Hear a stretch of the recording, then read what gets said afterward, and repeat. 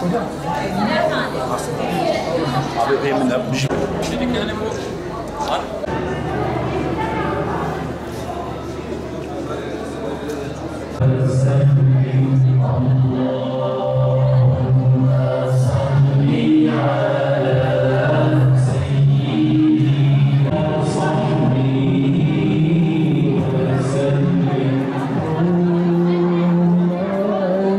Sayın kurum amirlerim, teşkilatımızın değerli mensupları, çok kıymetli Nebi Sinevizyonu, Karadeniz İlçe Müftülerimizin özgeçmişlerinin okunması, Kur'an ve Sünnet.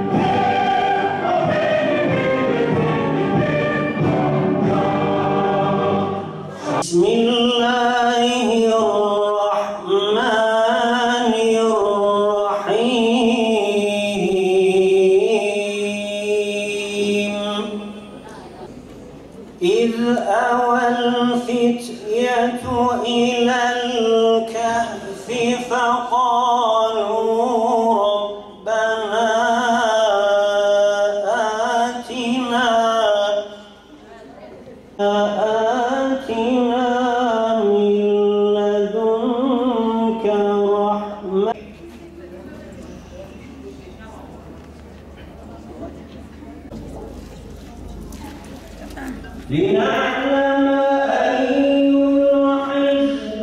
birlikte hazırlamış olduğu bir dizi etkinlikler suna geliyoruz. Bu etkinlik de onlardan bir tanesi. Bugün çok kıymetli üç müftümüz sevgili Peygamber Efendimiz'i değişik açılardan sizinle paylaşacaklar. Muhtemelen içinde sizin bildiğiniz bilgiler de olacak. Ama keyifli bir program geçireceğimizi düşünüyor, temenni ediyorum. Yıldızları, ayı, güneşi, ölümü ve yeniden dirilişi sorgularken kalben tahmin ol. Sa'd bin Ebu Vakkas diyor ki, Kur'an-ı Kerim'in kısa sürelerini nasıl ezberletiyorsak, onun hayatını, mazisini, savaş alanındaki kahramanlıklarını, hayatının her safhasını, cömertliğini, mertliğini çocuklarımıza ezberletiyorduk diyor. Biz de o vesileyle önce Resulullah'ın hayatını kısa bir şekilde hatırlayalım. Örnek vereyim. Resulullah döneminden bugüne kadar herkesin emniyette olduğu, hiç kimsenin geceleyin kapısını kapatma ihtiyacı hissetmediği, bir kadının tek başına uzun yolculuğa rahat bir şekilde gidip zarar görmediği o dönemlerden geliyoruz. Tüm peygamberlerin, tüm evliyanın bizden istediği bir şey var. O da şu cümle: kun raculen ceyyiden, iyi adam. Evde aile reisi ise iyi aile reisi ol. Evde evin hanımıysa iyi hanım ol. Evin çocuğuysa iyi çocuk ol. Amir ise iyi amir ol. Memur ise iyi memur ol. Ve hepimiz iyi olalım ki ailelerimiz huzurlu, evlatlarımız kendileriyle barışık, topluma birer faydalı evlat olarak yetişsinler. Şimdi bir mahremiyet dediğiniz şey, bir insanın başkasının muttali olmasını arzu etmediği alanıdır. Bu mahremiyet alanını din belirler, kültür belirler, anane belirler, bilgimiz belirler o mahremiyet alanını. O mahremiyet alanına kimin muttali olmasını ancak insan kendisi karar verebilir ya da din belirler. Mesela evimizde olduğumuz süreç içerisinde evimizde rahat otururuz, ayağımızı uzatırız, pijamamızı giyeriz.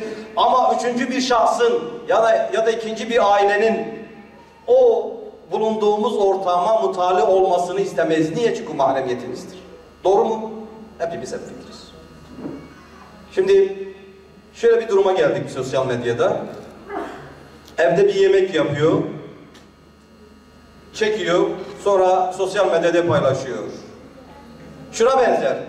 Evde yaptığımız bir yemeği sokaktan giren birisi, çıkan birisi ya da sokakta bulduğumuz birisine "Ya gel şu yemeğe bir baksana ya" diyebiliyor muyuz? Ama şu mahremiyete dikkat etmeden paylaşımlarımız maalesef o adeta dışarıdan getirip de görmesini arzu etmediğimiz durumu, alanı kendilerine gösteriyor.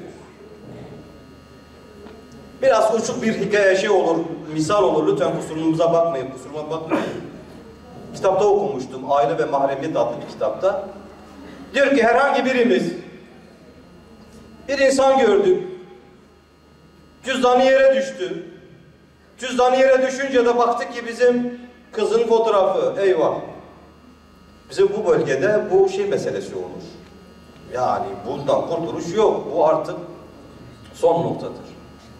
Fakat bizim kendi ellerimizle mahremiyet alanı diye bildiğimiz kızımızdır, ailemizdir, şeyimizdir. Paylaştığımız bu paylaşımlar değil kişinin, 50 kişinin cebine girdiğinden habersiz miyiz acaba? İşte bu mahremiyete dikkat etmek lazım. Dinde zorlama yoktur. Bir insanı zorla Müslüman yapamazsınız. Efendimiz Aleyhisselatü Vesselam Mekke'den Medine'ye hicret ettiğinde orada bulunan Yahudileri, ehli kitabı zorla Müslüman olmaları için asla ve asla mecbur kılmamıştır. Dilediği dine inanabilir. Peki dinimizi seçtikten sonra, yani biz dinimizi belirledik. Dinimiz ne? İslam. Dinimizi belirledikten sonra dilediğimiz gibi yaşama hakkına ve lüksüne sahip değiliz. Dinimize göre yaşamak mecburiyetindeyiz. Dinimiz bize neyi emrediyorsa, ya ben Allah'a inanıyorum. Hocam bakma bana böyle diyor. Ben Allah'a inanıyorum. Peygamberi kalpten seviyorum. Namaz yok, taat ibadet yok, haram helale dikkat etmiyor hayatında. Ama ben Allah'a inanıyorum, Müslümanım diyor elhamdülillah. Hem Allah'a inanıyor hem Allah'a isyan ediyor. İki tezat bir arada nasıl birleşir? Hakikatte birleşmez ama gaflette birleşir. Bu girişi yaptıktan sonra değerli kardeşlerim, bizler hepimiz gençiz. Burada abilerimiz var. Bu gençlik merhalesini kat etmiş tecrübeli büyüklerimiz var. Bizler Hazreti Peygamber'in sallallahu aleyhi ve sellemin şu müjdesine nail olabilecek yaştayız. Efendimiz aleyhissalatu vesselam kavmimin büyükleri beni yalanlarken gençleri bana iman etti diyordu. Herhangi bir Müslümana sorsak bugün, namaz kılmasa da oruç tutmasa da sorsak, bugün peygamberin zamanında yaşamak ister miydin diye sorduğumuzda, ben inanıyorum ki istisnasız her genç, her Müslüman keşke ben de peygamberin zamanında yaşayabilseydim.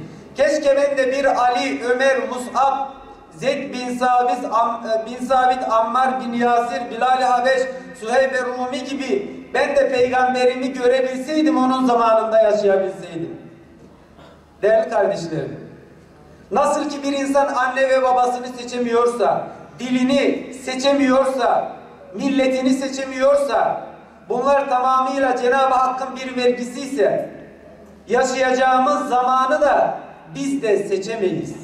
Cenab-ı Hak bize bu zamanda yaşama şansı verdiyse, bize diyor ki, sen bugünün Ali'si ol, bugünün Ömer'i ol, bugünün Mus'ab'ı ol, bugünün Esma'sı, Ayşe'si, Hadice'si ol. Herhangi bir engel yok değerli kardeşlerim.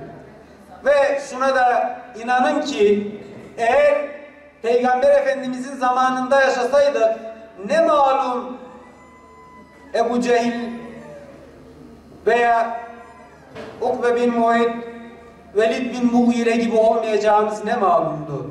Biz şu an diyoruz ki Peygamber Efendimizin zamanında yaşasaydık, onun sahabesi olurduk. Belki Allah korusun din düşmanı olabilirdik. Onun için bugün biz Hazreti Peygamber'in zamanında değil, günümüzü asr-ı saadete çevirmemiz lazım. Bir Mus'ab olmak lazım.